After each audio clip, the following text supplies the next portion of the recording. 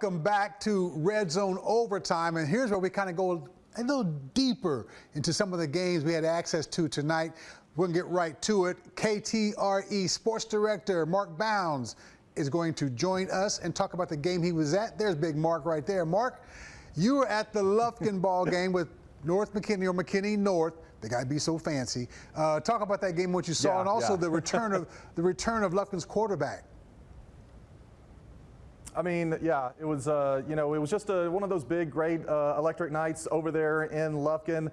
The fans came out. It wasn't as big of a crowd as we saw with Longview, but the fans definitely came out to see Lufkin try to even up their record 2-2, going up against this McKinney North team who is 3-0, perfect in district. So, they were almost able to get a score early in the first quarter. As far as a touchdown goes, they were forced to kick a field goal, and then you turn right around and Lufkin pretty much does the first thing, does the same thing on their first drive. It was it was like watching the same two drives because Lufkin gets down to the end of the field.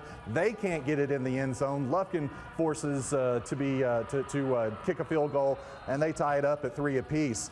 And then after that, we were able to see just a big explosive play from the receiver of McKinney North, who went nearly 50 yards to get it into the end zone to put McKinney North Bulldogs up. And then at that point, it was kind of looked a little jittery for the Lufkin Panthers, but I want to talk about the return of T.J. Hammond and what a big play that he had in the first half when it looks like McKinney North was beginning to run away with it. T.J. Hammond returning to the quarterback position, and it was so glad to see him back and put up the big plays that he did. He had multiple throwing touchdowns tonight. We got that first one in the highlight reel when he threw a nice pass and hit Krishan into the end zone, and credit to Krishan, what a catch he made.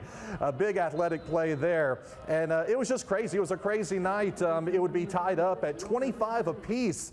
At halftime, it was just a big barn burner, as they say, over in Lufkin tonight. And the burning of the barn, if you will, would continue on into the second half. They would be tied up at 32 apiece. It was 32-32, and then McKinney North went up 36-30. 36-32, and then it was just back and forth, plain and simple. Throughout the entire second half, it was back and forth. You got to the point to where it was like, well, whoever has the ball last is the one that's going to win the game. Whoever's up by a touchdown or a field goal, obviously, right there in the final seconds is the one that's going to win it. Because this was just a back and forth game all night long from start to finish. But unfortunately for the Lufkin Panthers, they were not able to come away with the win. They drop it to McKinney North, 46-39, I believe, the final score there. And just a really tough loss for Lufkin, because after digging themselves out of a hole last week, getting that win over North Mesquite, such a big win, we gave them the Red Zone Game Ball of the Week this week. And they have found themselves dug back right into that hole with tonight's loss. So next week, well, they find themselves in another must-win situation. So, the Panthers season has just been just like this. I mean, it's just been a roller coaster ride. And tonight it was on a low as Lufkin Panthers fall to McKinney North. They're going to have to try to get themselves out of this hole and try to get back into the winning category next Friday. Well, on the preview show we had Wednesday, Coach Quick pretty much said that last week, actually. He said, yeah, this is a must-win, but we got to win them all. They're not in position to miss just one. And where was the defense for both teams? I mean, you would have thought, eventually, of course, McKinney North was able to buckle down, like you said also, is, whoever had the ball last more than likely was going to get on that board. I would have thought that the defense of Lufkin, considering they dug, they hung in there. Hey guys, we got to just hang in a little longer. We got to keep them from scoring. So what do you think this does for this team moving forward? Because, hey, we're now entering week 9, and if you haven't made your move like maybe at least 2 weeks ago, you're playing for your pride at this stage, maybe, especially after tonight. Yeah, it hurts their morale. It kills their momentum. And yeah, they're about to find themselves in a position, like you just said, where they're just going to be playing for pride. And really hate to see that, because that would be 3 years in a row that the Lufkin Panthers have not made the playoffs. And I'll have to look back and see in school history if that's ever happened with this program. But that's crazy. Yeah, I mean, 3 years in a row to not make the playoffs with a unbelievable solid program that the Lufkin Panthers have always been year in and year out. To see it, you know, kind of shaping its way into that situation is kind of disappointing, very disappointing to see. And obviously the fans will tell you that as well.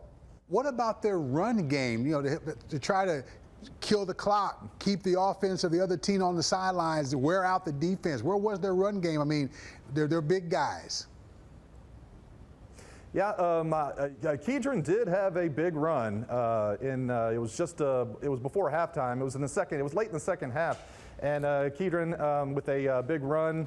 Didn't make the highlight reel because I was already having to make my way back to the TV station, but I did hear about that, and you always expect to see a big explosive play from Kedron, because he's good for, you know, a minimum of at least one big play, and he had a couple of big ones here tonight. I just wanted to point that one out. It was before halftime, late in the second half. He was being tackled by half of the defense, and they thought they had him down, and he was able to keep his balance, stay up on his feet, and boom, take it to the house. And so, you know, Kedron doing his thing. Really hope that we get to see a lot of that next year when he wears the gold helmet for Notre Dame. Yeah, well, it's been, I mean, as strong as a runner as he is, kind of surprised they didn't feed him. You know, I mean, and maybe they did. I mean, we only go for halftime. We can't stay for the whole game, but kind of think you got a marquee back like this.